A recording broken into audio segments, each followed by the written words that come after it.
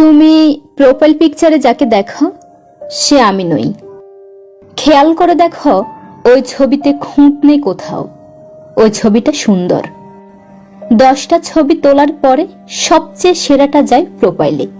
ওটাতে চোখের নিচের অর্ধ ডজন ভাঁজ নেই, 1.5 ইঞ্চি জুড়ে থাকা ডার্ক সার্কেল কিংবা মুখের এখানে সেখানে থাকা ব্রণের দাগ। তুমি বলো, ওসব ছাড়া মানুষ হয় নাকি? প্রোফাইলে টাঙ্গানো ছবিটা চুলে শ্যাম্পু করার পরে তোলা। বাস্তবে প্রতিদিন চুলে শ্যাম্পু করা থাকে না। বাস্তবে বেশিরভাগ সময় মাথায় কাকের বাসা হয়। মজা করে বলছি না। অমন অপরিপাটি চুল নিয়ে কোথাও কিছুক্ষণ ঠাঁই দাঁড়িয়ে থাকলে কাক এসে ডিম পেড়ে যেতেও পারে। ঠোঁটের কোণে চিলতে হাসি বাস্তবে সবসময় থাকে না। কপালে বিরক্তির ভাঁজ থাকে, চোখে মুখে বিতৃষ্ণার ছাপ থাকে, ঠোঁটে ফেটে যাওয়া দাগ থাকে, হাতে পায়ে রুক্ষতার ছাট থাকে, গায়ে ঘামে ভেজা কাপড় থাকে, গর্তে ঢুকে যাওয়া চোখে নানান কাজের ছাপ থাকে। থাকে সেই অপ্রাপ্তির গল্পটা যেটা তুমি প্রোফাইল পিকচারে ধরতে পারো না।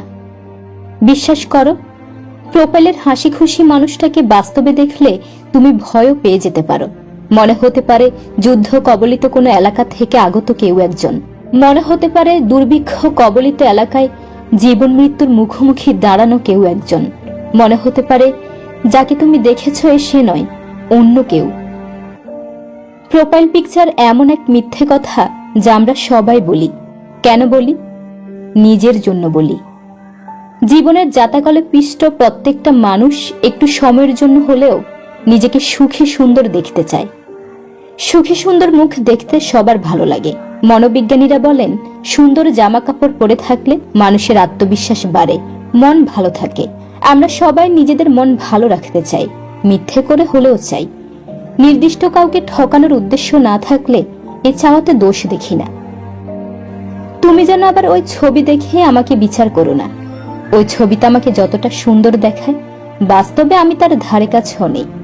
ওই ছবি দেখে ক্রাশ পর্যন্ত ঠিক আছে, ভুলো ছবি দেখে আমাকে আবার ভালোবেসে ফেলো না। ফেঁসে যাবে, একদম ফেঁসে যাবে।